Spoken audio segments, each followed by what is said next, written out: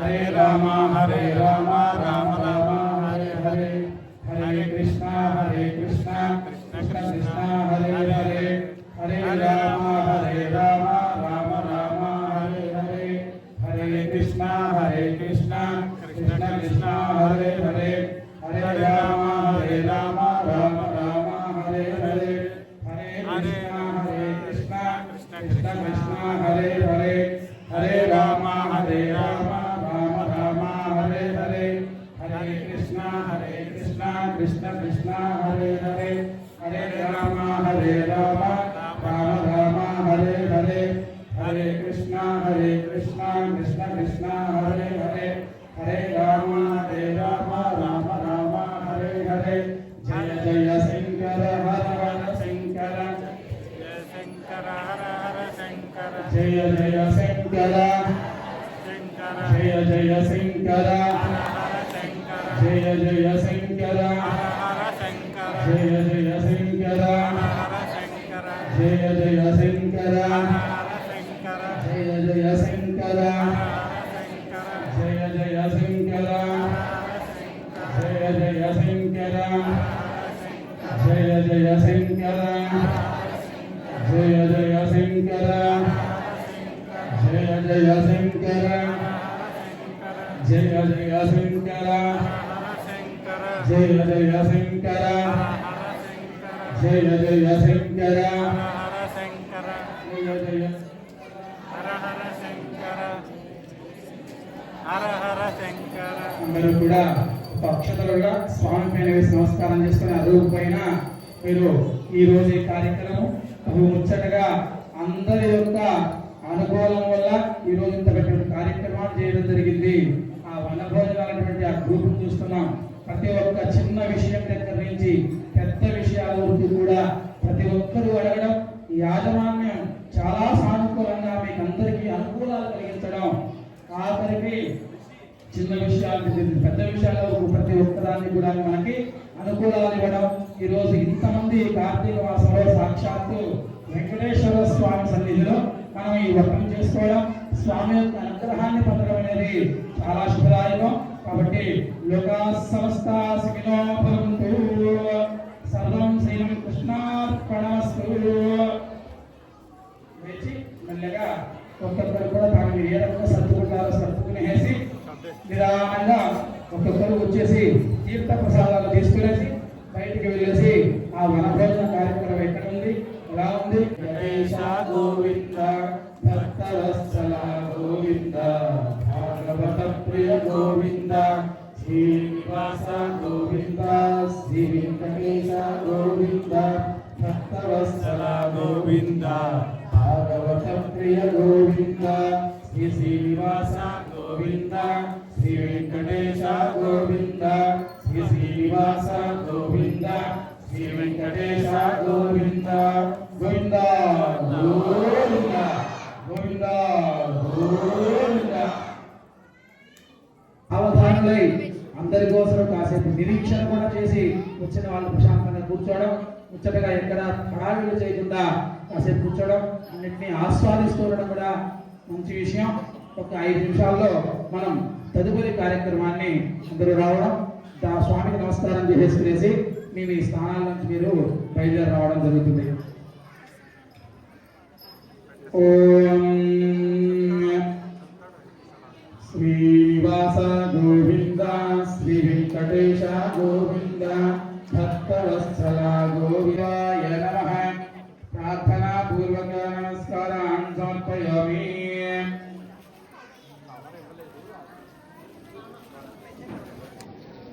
స్వామి యొక్క నామాలకు చేర్చుకుందాం. తదుపరి కార్యక్రమం ఒకసారి మీరందరూ లేచి అక్కడే ప్రసాదానికి స్వామి నమస్కారం చేసుకునేసి ఒక్కొక్కరుగా స్వామికి వచ్చి నమస్కారం చేసుకుంటూ నెక్స్ట్ కార్యక్రమం మన వనభోజనాలకు అందరూ కూడా తయారయ్యే ప్రయత్నం చేద్దాం. ఎంతసేపు కష్టపడి ఇష్టపడి అందరూ చేసి నిదానంగా పడిపోకుండా స్వామిని చూపించండి. గోవింద గోవింద గోవింద గోవింద, సత్యనారాయణ స్వామి గోవింద గోవింద, హర నమః పార్వతీ పతయే హర హర మహాదేవ, శంభో శంకర పాదాలు కింద పెట్టేసి ఇక్కడ హారతి నమస్కారం చేసుకోవాలి. అందరూ కూడా అందరికీ వచ్చిందా? అందరికీ నాగేశ్వరరా కంపల్సరీ మీరు ఒక 10,000 రూపాయలు వాళ్ళకి ఇవ్వండి, వాళ్ళు మీ ఇంటికి రారు. అయినా సరే మీరు ఇచ్చే అమౌంట్లోనే మేము ఎంతో వాళ్ళకి పంపించినా సరే అది మాకు తృప్తి కలుగుతుంది. కానీ మీకు కూడా ఏమైనా తృప్తి కలగాలంటే కనుక వారికి సంభావన రూపంలో మీరు సమర్పించుకొని వాళ్ళ ఆశీర్వాదం తీసుకుని వాళ్ళ అంటే ఈ రోజుల్లో అర్చకత్వం అంటే ఎంతమంది ముందుకు వస్తున్నారో మీకు తెలుసు. వాళ్ళ ఫ్యామిలీలు అంటే ఊరికి 1-2 కుటుంబాలండి. వాళ్ళు లేకపోతే ఊళ్ళో పూజలు గుళ్ళు ఏమీ అవ్వవు. ఇటువంటి సమయంలో కూడా వాళ్ళు అర్చకత్వం ఫాలో అంటే దాన్ని ఫాలో అవుతూ మనకి ఈ అవకాశం కల్పిస్తున్నారు. సో అటువంటి వాళ్ళు మనకి 10 కాలాల పాటు తనగా ఉండాలి. వాళ్ళకి మనందరి సహకారం ఉండాలి. సో తప్పకుండా నేను అందరూ వాళ్ళకి సహకరిస్తారని వాళ్ళు ఏ లోటుపాట్లు లేకుండా చూస్తారని చెప్పి నేను ఆశిస్తున్నాను. చాలా థ్యాంక్స్ అండి. చాలా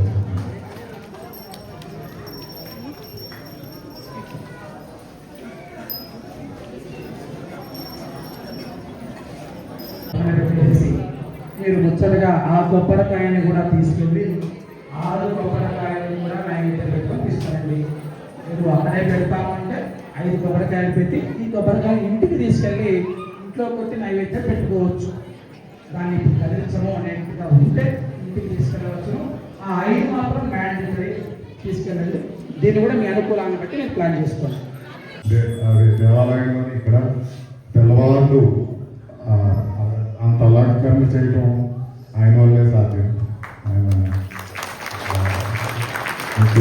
మీ ఇళ్లలో కానీ మీ ఏదన్నా సరే శుభకార్యాలు ఉంటే కనుక వీళ్ళు ఎప్పుడూ మీకు అందుబాటులో ఉంటారు. వీళ్ళ ఫోన్ నెంబర్లు ఏదైనా కావాలి అంటే నేను తప్పకుండా నాకు పిలిచేయండి, నేను ఇస్తాను. మీకు చక్కగా మీకు అందుబాటు ప్రైస్లో మన తెలుగువారైన అభిమానంతో పూజలు చేసి పెట్టారు. సంపత్ పూజారి మన సుధీర్ పూజారి. సో ఏదైనా ఏ అవసరం ఉన్నా సరే వాళ్ళు ఎప్పుడు మీకు వదలాలి.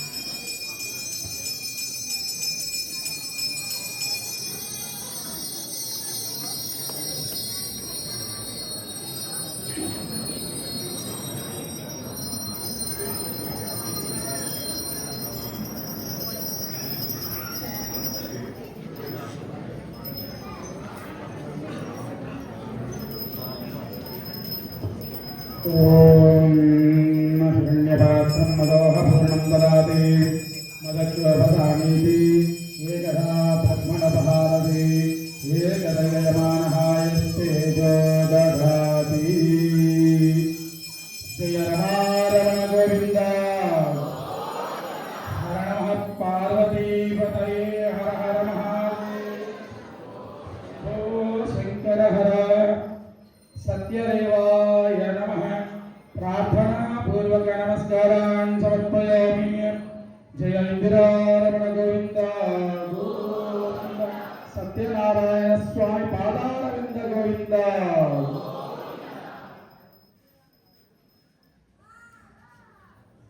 ఆ రకంగా మనకి 3 కథలు అయిపోయాయి. 4వ కథ సరే 4 అయిపోయా తప్ప 5 అని చెప్పా. కొద్దిగా అక్షరాలు తీసుకుంటారా? తీసుకున్న వాళ్ళు ఓకే, తీసుకోని వాళ్ళు తీసుకోండి. ఆ రకంగా ఈ గురువు శిష్యులకి ఇన్ని రకాల వృత్తాంతాలు చెప్పుకుంటూ 5వ కథకు వచ్చేసరికి ఒక రాజు యొక్క విషయం చెప్తున్నాడట. ఒకనొక సమయంలో ఒక రాజ్యాన్ని ఒక రాజు పరిపాలిస్తున్నాడట. రాజ్యంలో ఉన్నటువంటి జనాలందరినీ కూడా కన్న బిడ్డల వలె పరిపాలిస్తూ రాజ్యపాలన చేస్తున్నాడట. ఆ రాజు చాలా మంచి వ్యక్తి అట.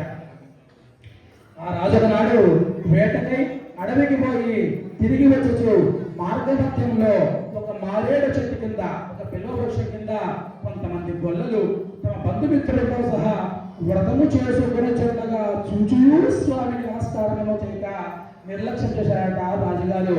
నేను రాజుని కదా, వారు గొల్లలు కదా అనేసి. రాజేమో మంచి వ్యక్తే, కాకపోతే ఈ రకంగా జరగడం చూసి ఇంత మంచి వ్యక్తి ఈ రకంగా చిన్న చిన్న విషయాలతో ఇబ్బందులు పడడం ఎందుకు, ఈయన తప్పు ఈయన తెలుసుకుంటాము అని చెప్పేసి ఆయన్ని మంచి మార్గంలో నడిపించడానికి సాక్షాత్తు విష్ణుమూర్తి నా ప్రసాదాన్ని స్వీకరించలేదు కదా వాళ్ళు ఇచ్చారని చెప్పేసి నీకు ఈ రకంగా శాస్తి చేస్తానని చూడు అని చెప్పేసి ఆయన దేన్ని చూసి గర్వమేగుతున్నాడో, దేన్ని చూసి అహంకారాన్ని కొల్లెగుతున్నాడో ఆ రకంగా ఆ రాజ్యాన్ని కావచ్చు, ఆ పుత్ర సంతానాన్ని కావచ్చు, ఆ లక్ష్మీ సౌభాగ్యాన్ని కావచ్చు, అన్నింటినీ కూడా క్రమంగా తీసేస్తూ వచ్చాయట.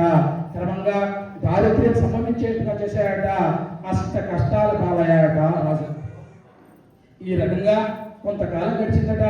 ఆయన ఏదో ఆలోచిస్తూ, ఎందుకయ్యా ఉన్నట్టుండి ఈ రకంగా ఇబ్బందులు పాలయ్యాను నేను, ఎందుకు అయి ఉండవచ్చు అని చెప్పేసి ఆయన మననం చేసుకుంటూ, ఆహా ఆనాడు గొల్లలు ఇచ్చారు కదా స్వామివారి ప్రసాదాన్ని, వాళ్ళు ఈయనకి ఇచ్చారట, వాళ్ళు కూడా స్వీకరించారట. కానీ మీరు పెడితే నేను తినడమేమి లేదు కానీ ప్రసాదాన్ని స్వీకరించకుండా అక్కడే విడిచిపెట్టి వెళ్ళిపోయాట రాజు.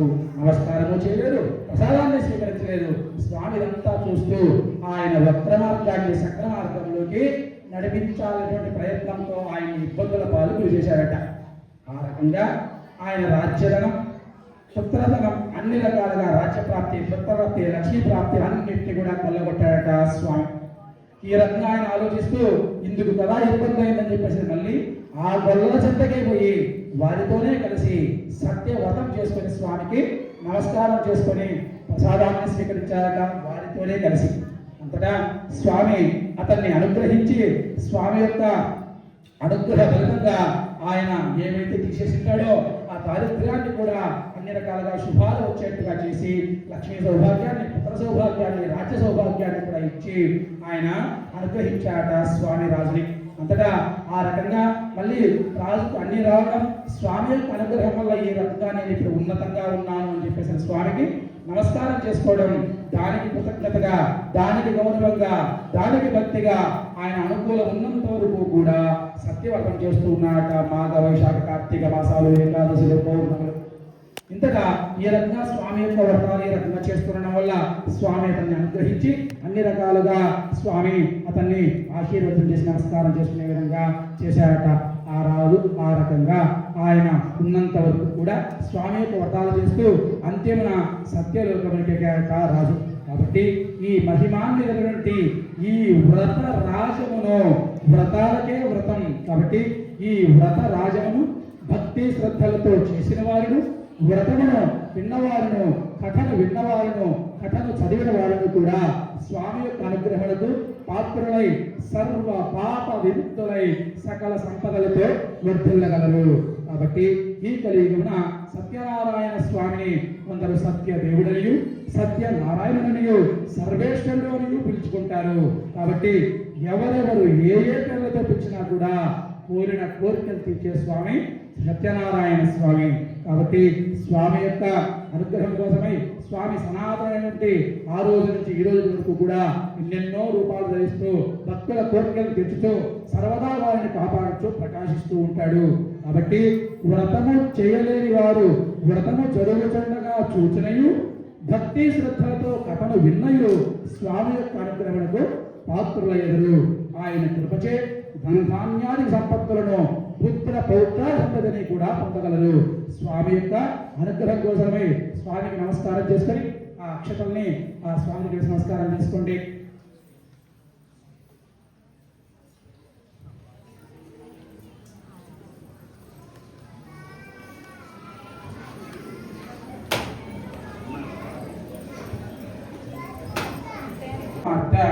భక్తులు చూడాలనే తొందరలో నా ప్రసాదాన్ని స్వీకరించకుండా మరచిపోయి పరుగు పరుగునా ఇక్కడికి వచ్చింది. ఆమె మరలా ఇంటికి పోయి ప్రసాదాన్ని భుజించి ఇక్కడికి వచ్చినచో అంతయో శుభమే జరుగును అని చెప్పాడంట.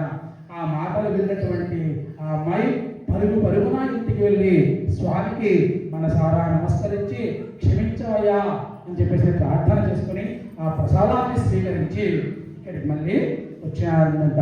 వచ్చే సమయానికి ఆనందంగా అదృష్టవశాత్తు స్వామి యొక్క అనుగ్రహం వల్ల ఆనందంగా ఆయన భర్త కావచ్చు, ఆ నావ కావచ్చు, నావలో ఉన్నటువంటి సంపద కావచ్చు, అన్నీ కూడా తేలుతూ ఉండడం చూసి అందరూ ఆనందించారట. అక్కడే అందరితో కలిసి స్వామి యొక్క వ్రతాన్ని చేసుకొని స్వామికి నమస్కారం చేసుకొని, అయ్యా నీ అనుగ్రహం వల్ల ఈ రకంగా మాకు శుభాలు జరిగాయి అని చెప్పేసి వాళ్ళు జీవించి ఉన్నంత కాలము కూడా మాఘమాసం, వైశాఖ మాసం, కార్తీక మాసాల్లో కూడా, ఏకాదశి, పౌర్ణమి కలియుల్లో, సంక్రాంతి సమయంలో కూడా స్వామి యొక్క వ్రతాన్ని చేసుకుంటూ అంత్యమున స్వర్గలోకానికి వెళ్ళారట. ఇది సంపూర్ణ.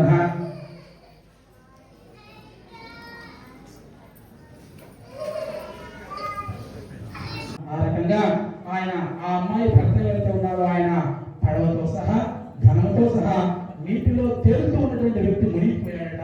ఈ అమ్మాయి ఇక్కడికి వచ్చి భర్తను చూడాలనేటువంటి తొందరగా పరిగెత్తుకొచ్చినటువంటి అంతటా తన కళ్ళెదుటే ఆ నీటిలో మునిగిపోయినటువంటి ఆ భర్తను చూసి ఆ భర్తతో సహా సహగమనం దూకడానికి కూడా సిద్ధపడిందంట ఆ అమ్మాయి. ఆ అమ్మాయిని వాళ్ళు వారించారట. తర్వాత అందరూ బాధపడుతున్నారట.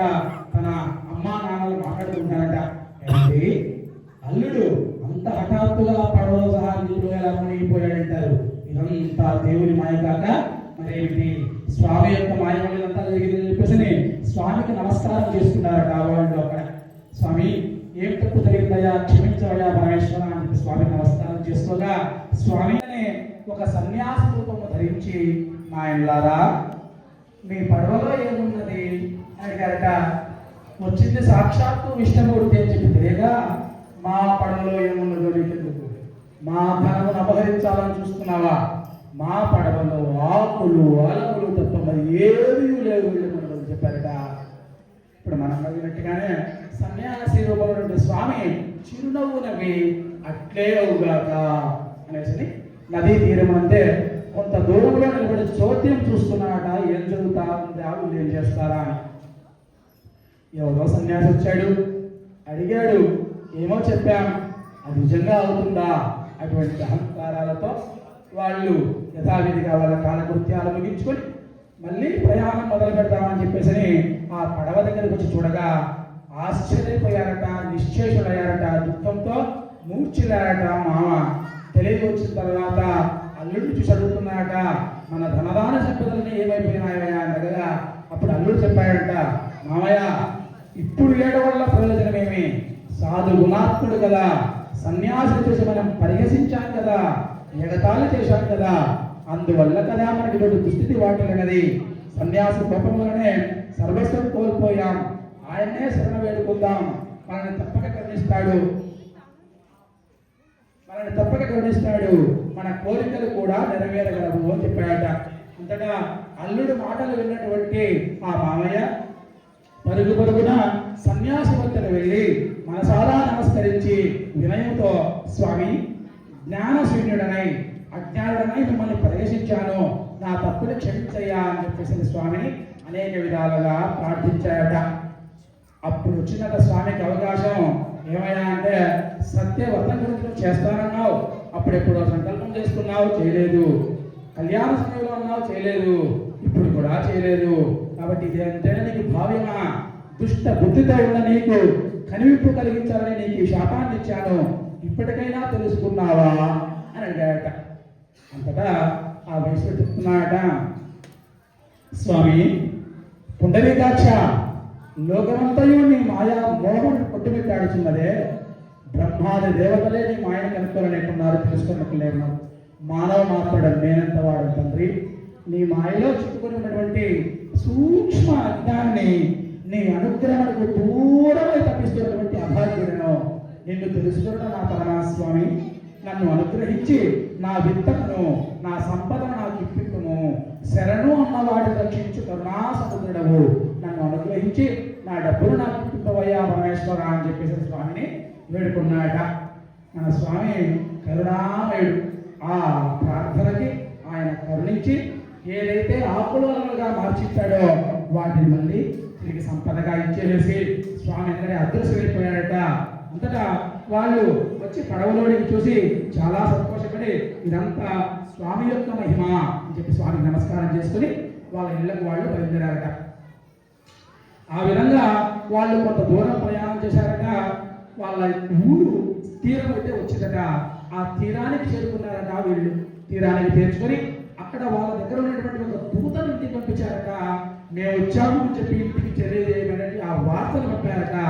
ఆయన పరిగెత్తుకుంటా ఇంటికి వెళ్ళి ఆయన భార్యకి కూతురికి కూడా అమ్మా నమస్కారము, మన అయ్య గారు అల్లుడు గారు వచ్చారు, బంధుమిత్రులతో కలిసి వేం చేశారు, ఇప్పుడే పడవ వచ్చిందనే వార్తను చాలా సంతోషంగా చెప్పారట ఆ దూత ఆ విషయాన్ని. ఆ సమయానికి ఇంట్లో అమ్మా కూతుర్లు ఇద్దరు కూడా సత్యవ్రతం చేస్తూ ఉన్నారట.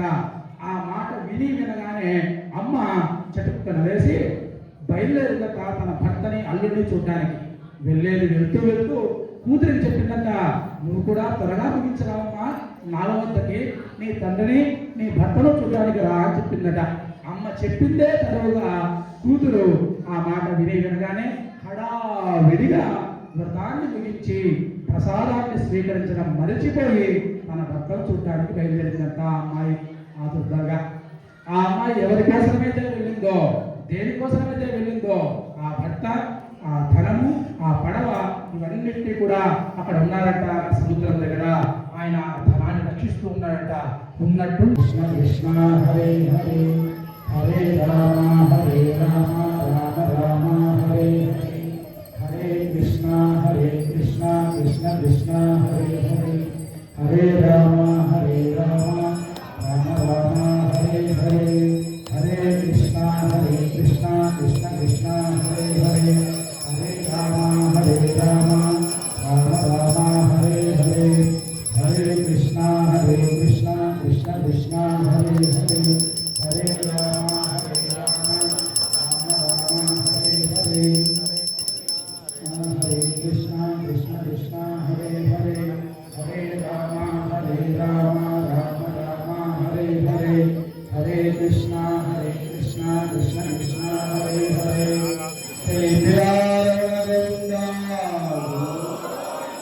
జై ఇందిరారమణ గోవింద అన్నాల సత్యనారాయణ స్వామి గోవింద గోవింద హర నమః పార్వతీ పతయే హర హర మహాదేవ భో శంకర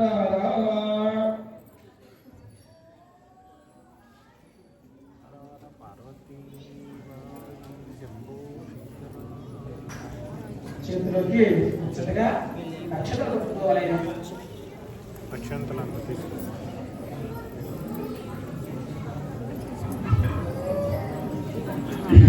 ఆ రకంగా రాజు వాళ్ళని వదిలేయడం, వాళ్ళ ధనాన్ని వాళ్ళకి ఇవ్వడం, వాళ్ళ ధనంతో పాటు రాజధనాన్ని కూడా వాళ్ళకు కొద్దిగా ఇచ్చి మీరు లక్ష్యంగా ఉండండియా అని చెప్పేసి వాళ్ళు పంపించడం జరిగింది.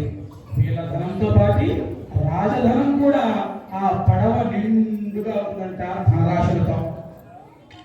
ఆ రకంగా ఆ ధనరాశులతో పడవ ఎక్కి వాళ్ళ ఇళ్లకు వాళ్ళు బయలుదేరారట. ఆ విధంగా కొంత దూరం ప్రయాణం చేశారట. సత్యనారాయణ స్వామికి మరలా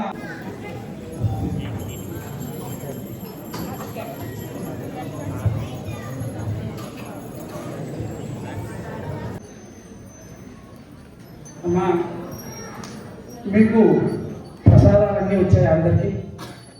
ఎవరికైనా రాకపోతే పొరపాటుగా మర్చిపోతే మీరు చెప్పాల్సిందిగా మనవి.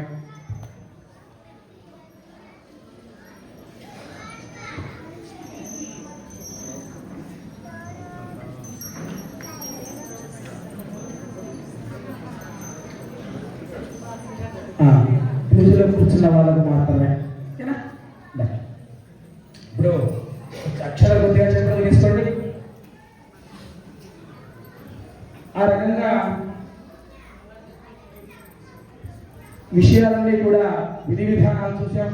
ఒక బ్రాహ్మణుడు కట్టెల మొక్కల వాడి యొక్క వృత్తాంతం చూసాం. ఇప్పుడు ఒక వైశ్య వృత్తాంతం చూద్దాం. ఒకనొక రాజ్యంలో ఒక రాజు ఒక సముద్ర తీరమునందు తన ధర్మపత్ని సమేతుడై సత్యవ్రతం చేస్తూ ఉన్నాడట రాజు. వ్యాపార దక్షత గల సాధువు ఒక వైశ్యుడు అటుగా వెళ్తూ ఉన్నాడట వ్యాపార నిమిత్తమై. ప్రతిరోజు కూడా ఒకనొక సమయంలో ఒక చోట ఆగి తన కాలకృత్యాలు తీర్చుకుని వచ్చి మళ్ళీ కూడా ప్రయాణం సాగించేవాడట వ్యాపారాన్ని. ఆ విధంగానే ఒకనొక సమయంలో ఒక సముద్ర తీరమున ఆగాడట కాలకృత్యాల కోసమై. అక్కడ ఈ రాజు ధర్మపత్ని సహితుడై సత్యవ్రతం చేస్తున్నాడట. అంతటా ఆ వ్రతాన్ని చూసినటువంటి ఆ వైశ్యుడు వినయంతో రాజు దగ్గరికి వచ్చి, రాజా, మీరు ఇప్పుడు చేస్తున్నటువంటి వ్రతమేమి అనేసి అడిగాడట. అంతటా ఆ రాజు చెప్తున్నాడట, ఇది సాక్షాత్తు శ్రీ సత్యనారాయణ స్వామి వ్రతము. ఈ వ్రతం చేసినతో సర్వ కార్యసిద్ధి కలుగును, కోరిన కోరికలు కూడా ఫలించును, సకలైశ్వర్యవంతులు కూడా కావచ్చును అని చెప్పాడట. అంతటా ఆ విషయాన్ని తెలుసుకున్నటువంటి ఆ వైశ్యుడు, అయ్యా, నాకు కూడా సంతానం లేదు, ఈ వ్రతం చేస్తే నువ్వు అన్ని రకాల అనుగ్రహాలు అంటున్నావు, నువ్వు చేసేది కూడా సంతాన ప్రాప్తిగా చేయాలనుకుంటున్నావు కదా, కాబట్టి నేను కూడా ఈ వ్రతాన్ని ఆచరిస్తానయ్యా, దయవించి వ్రత విధి విధానాన్ని నాకు చెప్పవయ్యా అని చెప్పగా ఆ రాజు ఈ వ్రత విధి విధానాలంతా కూడా ఆ వైశ్యునికి చెప్పడం జరిగిందట. అంతటా ఆ వైశ్యుడు ఈ విషయాన్ని తెలుసుకొని వ్రత విధి విధానాలంతా కూడా తెలుసుకొని ఇంటికి వెళ్ళి తన భార్య అయినటువంటి లీలావతితో ఈ వ్రత విధి విధానాలు అని చెప్పాడట. ఈ వ్రతం చేయడం వలన సకల మనోవాంఛ కలుగుతుంది, కోరిన కోరికలు ఫలించినట. మన మనోవాంఛ ప్రస్తుతానికి సంతానం కదా, కాబట్టి అటువంటి మనోవాంఛతో మనం ఈ వ్రతం చేద్దాం అనుకుంటున్నాం, కాబట్టి మనకు తప్పకుండా మన సంతానం కలిగిన వెంటనే వ్రతం చేద్దాము అని చెప్పేసిన వాళ్ళు సంకల్పం చేసుకున్నారట. స్వామి కరుణామయుడు కాబట్టి ఆ సంకల్ప మాత్రాన్ని వాళ్ళకి ఒక పాప జన్మించే విధంగా అనుగ్రహించాడట. ఆయన భార్య గర్భవతి 10వ మాసమున 12 బాలికను ప్రసవించిందట. ఆ బాలికకు వాళ్ళు కళావతి అనే పేరు కూడా పెట్టారట. అప్పుడు ఆ అమ్మాయి దినదిన ప్రవర్ధమానం అవుతుందట, శుక్ల పక్ష చంద్రుని వలె. అంతటా భార్య అంటుందట భర్తతో, ఏమండి, మనకు సంతానం కలిగిన వెంటనే వ్రతం చేద్దాం అనుకున్నాం కదా, మనకు పుత్రిక ఉదయించినది కదా, మనకు వ్రతం చేద్దాము అని చెప్పిందట. అంతటా ఆ విషయాన్ని విన్నటువంటి ఆ వైశ్యుడు చెప్పాడట, మన అమ్మాయి వివాహ సమయంలో తప్పక వ్రతం చేద్దాము, ఇప్పుడు కాదు అని చెప్పేసి యథావిధిగా తన వ్యాపార నిమిత్తమై అతను బయలుదేరాడట. ఈ విషయాన్ని పెడచవన పెట్టి అంతటా ఆ అమ్మాయి అనుకున్నట్టుగానే యథావిధిగా ఆ రకంగా అడుగడుగు తిరుగుతూ దినదినవర్ధమానం అవుతుందట. యుక్త వయసుకు చేరుకున్నదట. కన్న తండ్రి ఇంట ఆ రకంగా అమ్మాయి యుక్త వయసుకు, కళ్యాణ వయసుకు రానే వచ్చిందట. అంతటా ఆ రకంగా వచ్చినటువంటి ఆ అమ్మాయిని చూసి ఈ భార్యాభర్తలిద్దరు కూడా, అమ్మా నాన్నలిద్దరూ కూడా ఆ అమ్మాయికి కళ్యాణం చేయాలి అని చెప్పి నిశ్చయించుకున్నారట. అలా నిశ్చయించుకొని తమ భర్త రాజ్యానికి ఒక దూతను పంపి అక్కడ ఒక చక్కని యోగ్యుడైనటువంటి ఒక వర్తకుని కుమారుని, ఒక వైశ్య కుమారుని తీసుకురమని దూతను పంపించగా ఆ దూత రాజ్యానికి వెళ్ళి ఒక అందగాడు వైశ్య బాలకుడైనటువంటి ఆయన దూరంగా తీసుకుని రావడం, ఆయన చూసి వీళ్ళు సంతోషపడటం, యథావిధిగా తన కుమార్తెనిచ్చి ఆ అమ్మాయికి ఆ అబ్బాయికి ఇద్దరికి కూడా ముచ్చటగా వైభవోపేతంగా కళ్యాణం చేశారట. ఆ పుత్రిక వివాహ ఆనందంలో పడి మళ్ళీ కూడా స్వామి యొక్క వ్రతం సంగతి మర్చిపోయాడట వైశ్యుడు. స్వామి అంతా చూస్తూ ఉన్నాడట. ఇతనికి తగిన శాస్తి కావిద్దాము, ఈయన తప్పు ఈయన తెలుసుకునే విధంగా చేద్దాము అని చెప్పేసి స్వామి అనుకుంటున్నాడట. సమయం కోసం చూస్తున్నాడట. ఆయనే సమయాన్ని కూడా సృష్టించాడట. ఎలాగయ్యా అంటే ఆ మామ కొత్తగా వచ్చినటువంటి అల్లుడితో ఒక సమయంలో వ్యాపార నిమిత్తమై అల్లుడిని కూడా వెంట పెట్టుకొని ఆ రాజ్యానికి వెళ్ళాడట. ఆ రాజ్యంలో ఒక సమయంలో వీళ్ళు వెళ్ళిన సమయంలోనే ఆ రాజ్యానికి ఒక దొంగలు పడ్డారట. ఆ రాజ ఆస్థానంలో పడి ఆ రాజధనాన్ని దొంగలించుకుని వాళ్ళు మళ్ళీ కూడా వాళ్ళు పరిగెత్తుతూ ఉన్నారట. ఆ దొంగలించినటువంటి ఆ రాజధనాన్ని దొంగలు తీసుకెళ్తున్నారు అని చెప్పి గమనించి పసిగట్టి రాజభటులు వాళ్ళని వెంట తరుముతూ ఉన్నారట. ఆ విధంగా కొంత దూరం ప్రయాణం చేశాక వెనక్కి తిరిగి చూడగా రాజభటులు వీళ్ళని తరుముతూ ఉండడం చూసి వాళ్ళు ఏమీ చేయలేక భయపడి ఎక్కడ వాళ్ళు పట్టుకుంటారు అన్నటువంటి ఉద్దేశంతో వాళ్ళ దగ్గర నుండి ధనాన్ని ఒక చోట వదిలిపెట్టి పారిపోయారట దొంగలు. ఆ స్థలం ఏంటయ్యా అంటే వీళ్ళు వ్యాపార నిమిత్తమై మామాళ్ళు కలిసి ఈ రాజ్యానికే వచ్చారట. వాళ్ళు ఉన్న స్థలంలోనే ఆ ధనాన్ని వదిలిపెట్టి వెళ్ళిపోయారట భటులు, ఆ రాజు దొంగలు. ఆ భటులు వచ్చి ఈ మామాలను చూసి, ఈ మామాల దగ్గర ఉన్నటువంటి ఆ ధనాన్ని చూసి వీళ్ళే దొంగలను నిశ్చయించుకొని వాళ్ళని బంధించి రాజు వద్దకు తీసుకొని పోయారట. రాజా, ధనంతో సహా దొంగలను పట్టి తీసుకుని వచ్చాం, విచారించి శిక్షించండి అని చెప్పేసి చెప్పాడట. అంతటా విచారణ ఏమీ అవసరం లేదు, అందరూ వీరిని చెరసాలలో బంధించండి అని చెప్పి రాజు ఆజ్ఞాపించాడట. కేవలం స్వామి యొక్క మాయ వల్ల. ఆ రకంగా వాళ్ళు ఎంత మొత్తుకున్నా, అయ్యా మేము దొంగలం కాదు, మేము వర్తకులము అని వాళ్ళు ఎంత మొత్తుకున్నా స్వామి యొక్క మాయ వల్ల వారిని ఎవరూ పట్టించుకోలేదట. ఇంకను ఈ వర్తకులతో ఉన్న ధనాన్ని కూడా రాజు తన ధనాగారని చెప్పించుకున్నాడట వాళ్ళతో సహా. ఈ రకంగా కొంతకాలం గడిచిందట. వాళ్ళు ఈ రాజ కారాగారంలోనే ఉండిపోయారట. వీళ్ళు ఎంతకు ఇంటికి రాకపోయే సమయానికి వాళ్ళ ఇంట్లో తినడానికి కూడా తిండి లేక వాళ్ళు ఇబ్బందులు పడుతూ భిక్షమెత్తుకొని బతుకుతూ ఉన్నారట, అమ్మ కూతురు ఇద్దరు కూడా. ఆ రకంగా ఒక సమయంలో తన కూతురట ఒక సమయంలో బయటికి వెళ్ళి భిక్ష కోసం వెళ్ళి ఒక బ్రాహ్మణుడి ఇంటికి చేరుకున్నదట. అక్కడ ఆ బ్రాహ్మణుడు సత్యనారాయణ స్వామి వ్రతం చేస్తుండగా చూసిందట. పూజ అంతా అయ్యేంత వరకు ఉండి పూజ పూర్తయిన తర్వాత స్వామికి ఆ దేవుడికి నమస్కారం చేసుకొని ఆ బ్రాహ్మణుడు అడిగిందంటయా, అయ్యా ఇంత భక్తిగా చేస్తున్నారయ్యా మీరు, ఇది ఏమి పూజయ్యా స్వామి అని చెప్పి అడగగా, అది సత్యనారాయణ స్వామి వ్రతము, కోరిన కోరికలు తీరడానికి సకల మనోవాంఛాపల సిద్ధి కోసం ఈ వ్రతం చేయించున్నాము అని చెప్పేసి ఈ వ్రత విధి విధానాలంతా కూడా ఆ బ్రాహ్మణుడి దగ్గర ఈ అమ్మాయి కనుక్కునిందట. ప్రసాదాన్ని కూడా స్వీకరించి బాగా పొద్దుపోయిన తర్వాత ఇల్లు చేరుకున్నదట ఆ అమ్మాయి. అంత రాత్రికి ఇంటికి వెళ్ళిందంట.